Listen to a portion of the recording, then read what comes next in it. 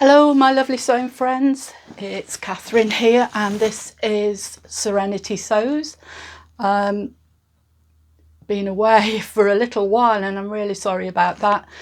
I've unfortunately had some bog standard flu and also my husband had a really nasty bout of flu as well, so I've not been doing a great deal, and also I've been busy with my other work, which is I am a retired midwife, but I've been doing some writing and I was at a conference last week, so things are picking up more now in terms of face-to-face work, so that's my excuse for not being around to talk to you that much.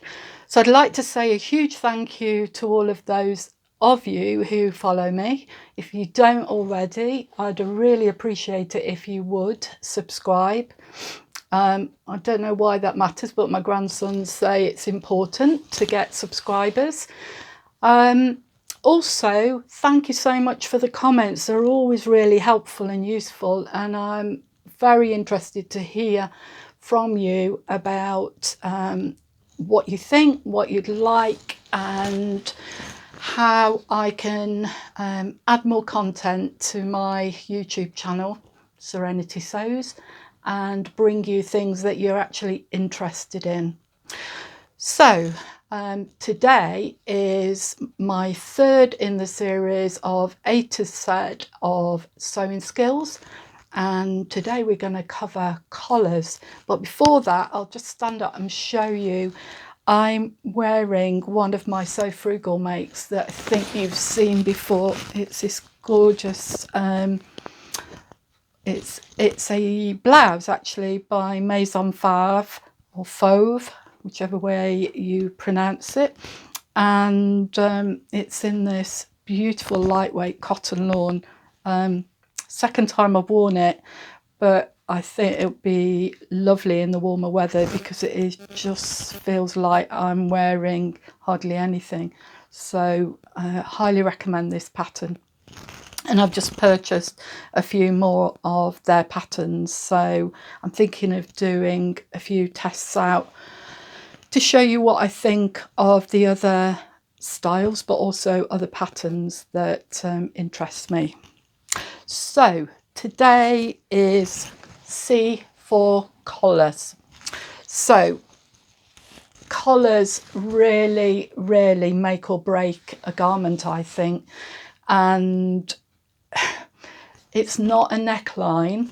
A neckline is very different, and I can go through those another time with you, but a collar is a focal point of what otherwise might be quite a plain garment, such as a men's shirt, a lady's blouse.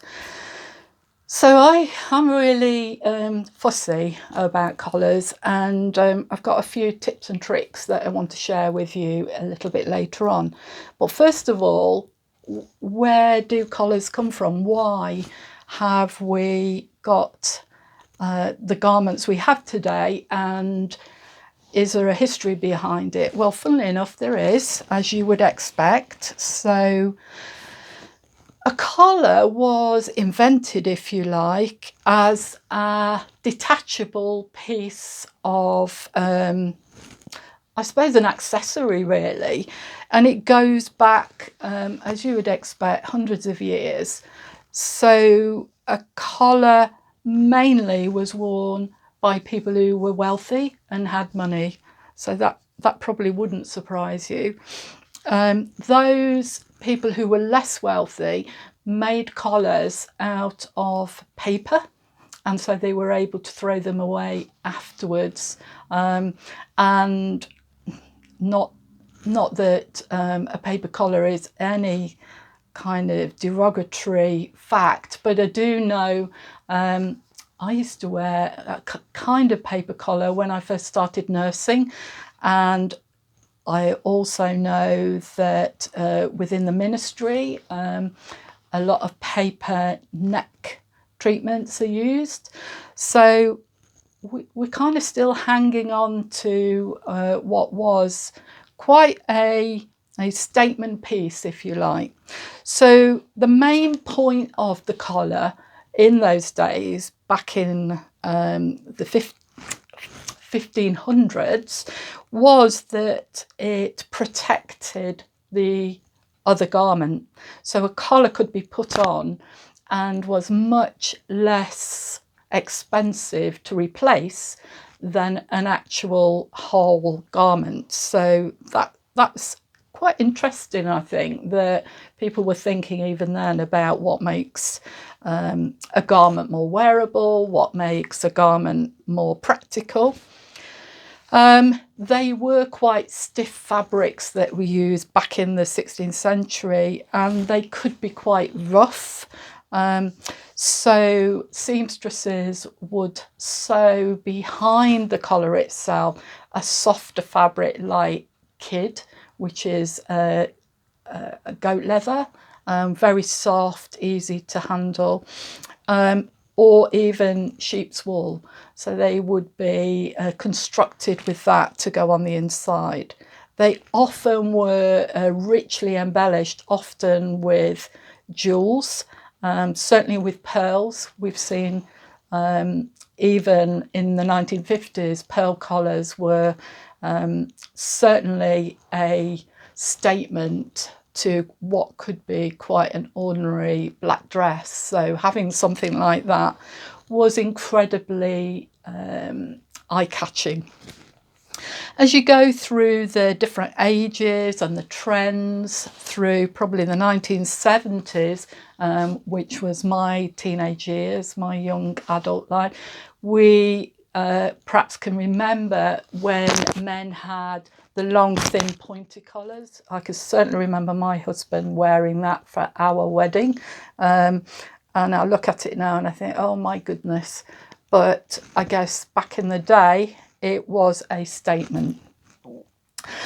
I want to tell you about what construction or what anatomy is a collar made up of. So you've got, it depends which kind of school that you adhere to, but there, in the main, there is 6 or 5 critical parts of a collar. So you've got a collar band or a stand. I refer to it as stand normally. You have a front band. You have the depth or the slope of the collar, the spread of the collar, the point, and then you have the tie space. So in a very simplified way, this is what a collar looks like. Probably more familiar with you of a man's shirt. I am going to show you now some variations on those collars, and I have some examples for you of what I have made.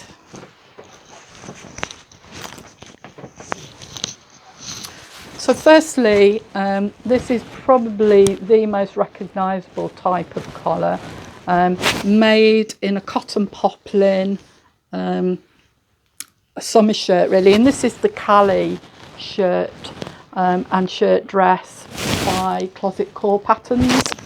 It's a very well explained pattern and probably an easy construction. It has, as you can see, a you know what I mean, at the back, and made this quite about 4 years ago now, so it's a fairly well tested pattern. Must make another one actually. Now some of you will know, because I featured this not long ago, another collar, a softer collar probably, and this is in some viscose, which lends itself well to this type of shirt. This is Oh gosh, I can't even remember. I'll put the link below. I'm sure you'll all remember because I said it was too big on me and I wasn't too happy with the fit. I am going to try and amend that and see what I can do. Right, next I have some of this beautiful Lady McElroy. It's a brush cotton actually, and you're not going to see it very well, but if I stand this collar up, you'll see it's a rounded collar. And this is the Melilo shirt. Again, for someone who's got a fairly I'd say intermediate level of sewing, this is a good shirt pattern. There are things that I prefer that this doesn't have, but it's a good one to whip up really quickly. And I have to say I love it in this fabric. It's a lovely winter weight shirt. This is a recent make. Now this collar can be called several things: open neck, camp collar, and this, I don't have the pattern for this, but this is a McCall's pattern, one of the recent ones. Simple sew, and it's made in this I think it's cotton lawn, and I think this was from John Lewis's. But a camp collar is described as one where you don't meet at the neck, it's open and it's fairly relaxed in terms of fitting. Okay.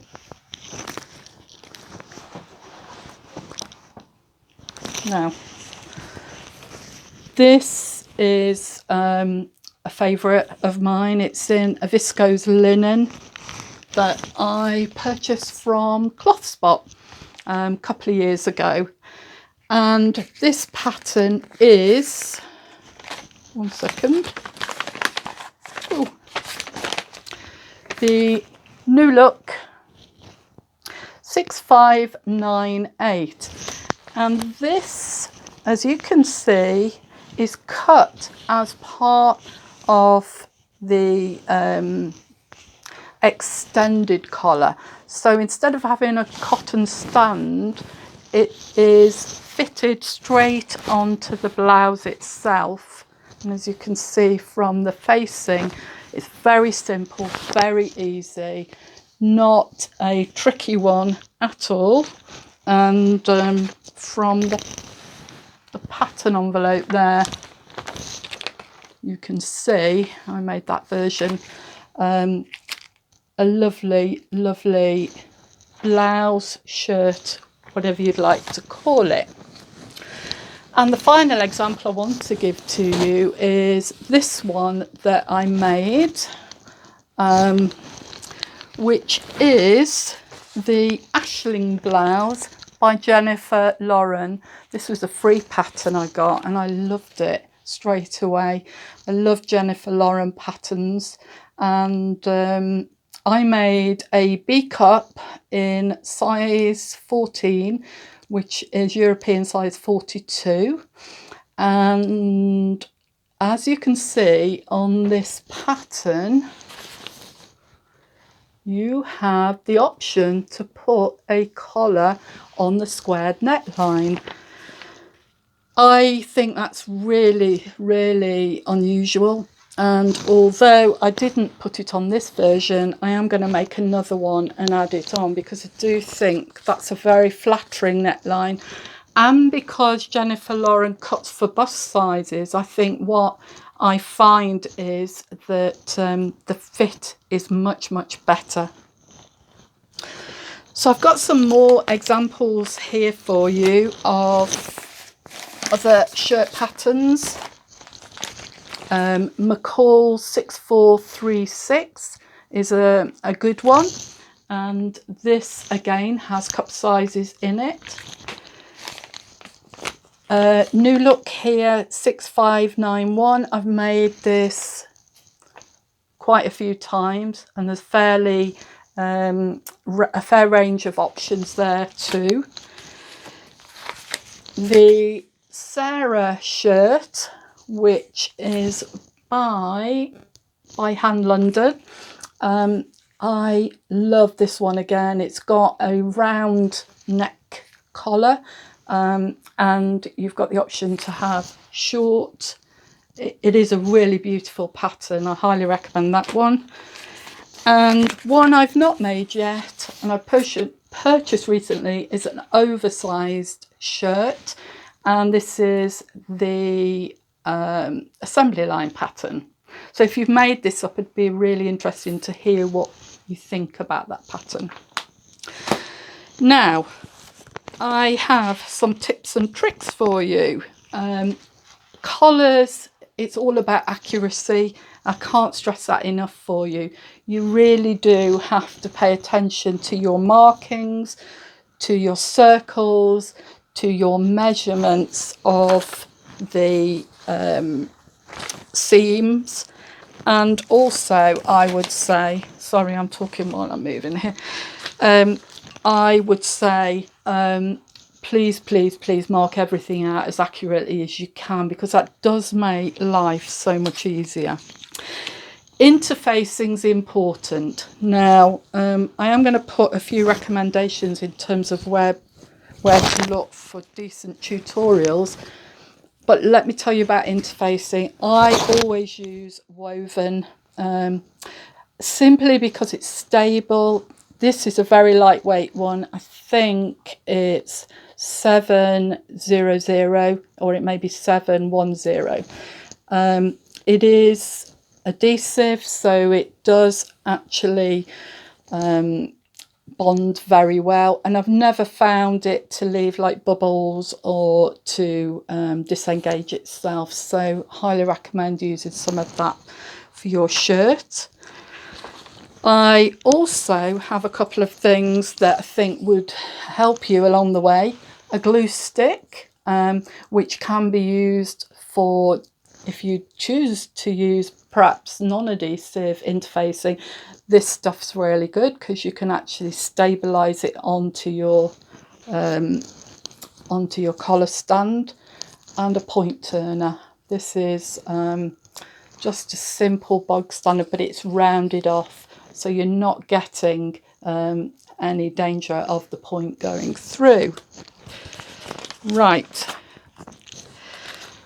I have made up here a mock-up of a upper garment with a collar stand already on it. Now, I use the David Coffin method, and he has a brilliant book called Shirt Making. Highly recommend that to you. I can't find it at the moment, but he gives a way of attaching the collar that I think is much more manageable than the way pattern companies tell you to do that.